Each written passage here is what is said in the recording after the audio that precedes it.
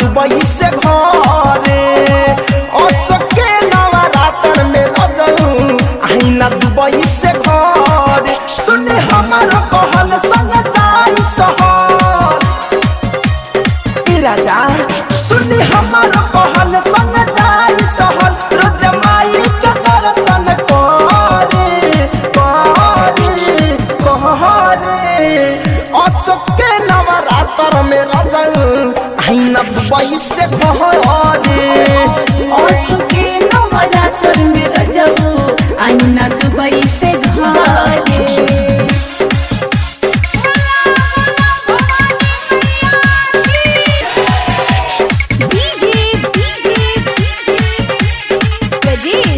आईना दुबई से घरे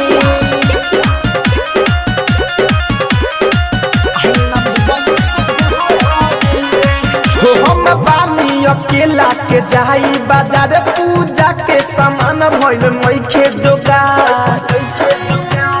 ए जी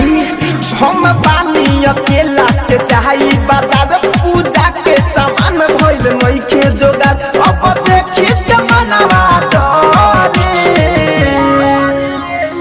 असके नवरात्र में रजऊ आईना दुबई से घरे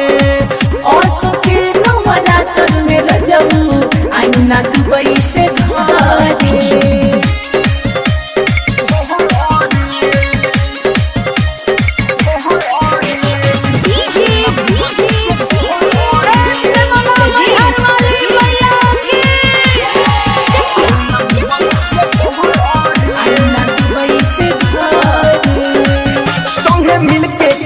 जाई माई के पूजन असो नवरात्र करे के बासैया मन बुझत नहीं के बात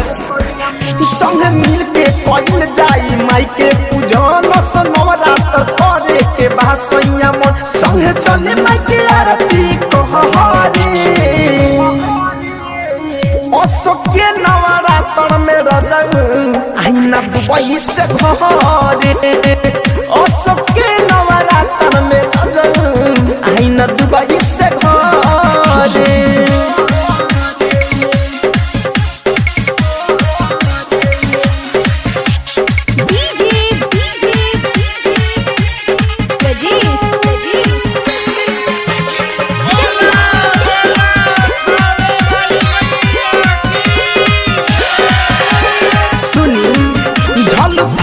के घरे बैठे काला सा सोया लागल बा।